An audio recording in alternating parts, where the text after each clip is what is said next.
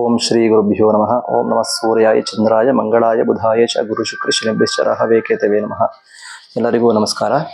ನಮಗೆ ಮೇ 10ನೇ ತಾರೀಕು ಗುರು ಮೇಷರಾಶಿಯಿಂದ ವೃಷಭ ರಾಶಿಗೆ ಪ್ರವೇಶವನ್ನು ಮಾಡ್ತಾ ಇದ್ದಾನೆ. ಹಾಗಾಗಿ ವಿಶೇಷವಾಗಿ ಗುರು ವೀಕ್ಷಣೆ ಎಲ್ಲಿರತ್ತೋ ನಮಗೆ ಅಲ್ಲೆಲ್ಲವೂ ಕೂಡ ಮಂಗಳತೆಯನ್ನು ಉಂಟು ಮಾಡುತ್ತೆ ಅಂತ ನಮಗೆ ಶಾಸ್ತ್ರ ಹೇಳುತ್ತೆ. ಏನಂತಂದ್ರೆ ಯೋಯೋವ ಸ್ವಾಮಿ ದೃಷ್ಟೋವ ಸೌಮೇರ್ವ ತಸ್ಯ ಸಸ್ಯಾಭಿವೃದ್ಧಿ ಅಂತಿದಾಗಿ ನಮಗೆ ಶಾಸ್ತ್ರ ಹೇಳುತ್ತೆ.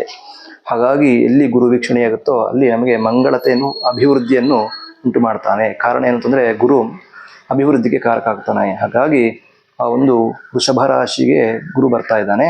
ಹಾಗಾಗಿ ವೃಷಭ ರಾಶಿಗೆ ಗುರು ಬರುವುದರಿಂದ ಗುರು ಶುಕ್ರರ ಮಿಲನ ಅನ್ನೋದು ಅಲ್ಲಿ ಉಂಟಾಗತ್ತೆ. ಹಾಗಾಗಿ ಆ ಗುರು ಶುಕ್ರರಿದ್ದಾಗ ವೃಷಭ ರಾಶಿಯವರಿಗೆ ವಿಶೇಷವಾಗಿ ಆ ಒಂದು ಕೆಲವೊಂದು ಕೆಲಸ ಕಾರ್ಯಗಳಲ್ಲಿ ಅಭಿವೃದ್ಧಿ ಅನ್ನೋದು ಕೂಡ ಇರುತ್ತೆ.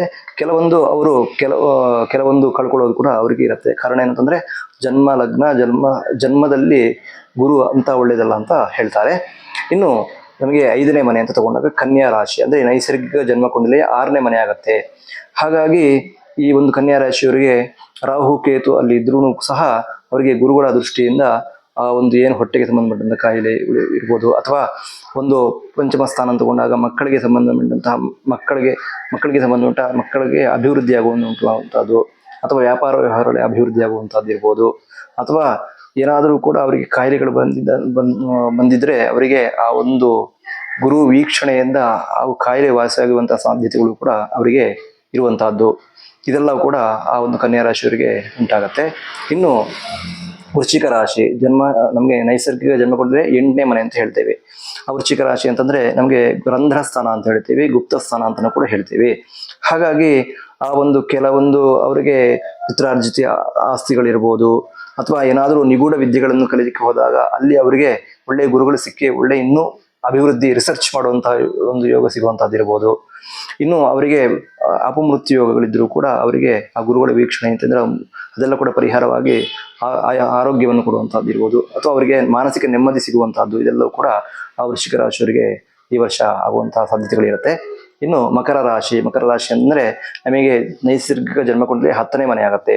ಹಾಗಾಗಿ ಆ ಒಂದು ಮಕರ ರಾಶಿಯವರಿಗೆ ಆ ಗುರುಗಳ ವೀಕ್ಷಣೆಯಿಂದ ಆ ಒಂದು ಕೆಲಸದಲ್ಲಿ ಅಭಿವೃದ್ಧಿ ಕಾಣುವಂತಹದ್ದು, ಅಂದ್ರೆ ಒಂದು ಕೆಲಸದಲ್ಲಿ ಪ್ರಮೋಷನ್ ಆಗುವಂತಹದ್ದು ಇರ್ಬೋದು, ಅಥವಾ ಒಂದು ಕೆಲಸ ಬಿಟ್ಟು ಇನ್ನೊಂದು ಕೆಲಸಕ್ಕೆ ಹೋಗಿ ಅಲ್ಲಿ ಇನ್ನೂ ಉತ್ತಮವಾದಂತಹ ಸ್ಥಾನ ಸಿಗುವಂತಹದ್ದು ಇರ್ಬೋದು, ಅಥವಾ ಅವರಿಗೆ ಮಾಡುವಂತಹ ವ್ಯಾಪಾರ ವ್ಯವಹಾರದಲ್ಲಿ ಕೂಡ ಅಭಿವೃದ್ಧಿಯನ್ನು ಕಾಣುವಂತಹದ್ದು, ಇದೆಲ್ಲವೂ ಕೂಡ ಅವರಿಗೆ ಆಗುವಂತಹ ಸಾಧ್ಯತೆಗಳು ಆ ಒಂದು ಗುರು ವೀಕ್ಷಣೆಯಿಂದ ಮಕರ ರಾಶಿಯವರಿಗೆ ಆಗುವಂತಹ ಸಾಧ್ಯತೆಗಳು ಇರ್ತದೆ. ಇನ್ನು ಆ ಮಕ್ಕಳಿಂದ ಕೂಡ ಅವರಿಗೆ ಅಭಿವೃದ್ಧಿ ಆಗುವಂತಹದ್ದು ಸಾಧ್ಯತೆಗಳು ಇರುತ್ತೆ. ಮಕ್ಕಳಿಗೆ ಒಳ್ಳೆಯ ವಿದ್ಯಾಭ್ಯಾಸದಲ್ಲಿ ಕೂಡ ಅಭಿವೃದ್ಧಿ, ಅಥವಾ ಮಕ್ಕಳಾಗುವಂತಹ ಸಾಧ್ಯತೆಗಳು, ಇದೆಲ್ಲವೂ ಕೂಡ ಇವರಿಗೆ ಆಗುವಂತಹ ಸಾಧ್ಯತೆಗಳು ಇರುತ್ತೆ. ಇನ್ನು 11ನೇ ಮನೆ ಇನ್ನು ಮೀನರಾಶಿಯವರಿಗೂ ಕೂಡ ಅಲ್ಲಿ ರಾಹು ಕೇತುಗಳ ಇದ್ರೂ ಸಹ ಕೆಲವೊಂದು ಅವರಿಗೆ ಆ ಒಂದು ಹೊರದೇಶಕ್ಕೆ ಹೋಗುವವರು ಏನಾದರೂ ಅವರಿಗೆ ಅವಕಾಶಗಳಿದ್ರೆ ಅವರಿಗೆ ಪ್ರಯತ್ನ ಪೂರ್ವಕವಾಗಿ ಅವರಿಗೆ ಅವಕಾಶ ಸಿಗುವಂತಹದ್ದಿರ್ಬೋದು, ಅಥವಾ ಮದುವೆಗೆ ಸಂಬಂಧಪಟ್ಟಂತೆ ಏನಾದ್ರು ಪ್ರಯತ್ನ ಮಾಡ್ತಾ ಇದ್ರೆ ಮದುವೆಗೆ ಕೂಡ ಅವರಿಗೆ ಆಗುವಂಥ ಚಾನ್ಸಸ್ ಇರುತ್ತೆ.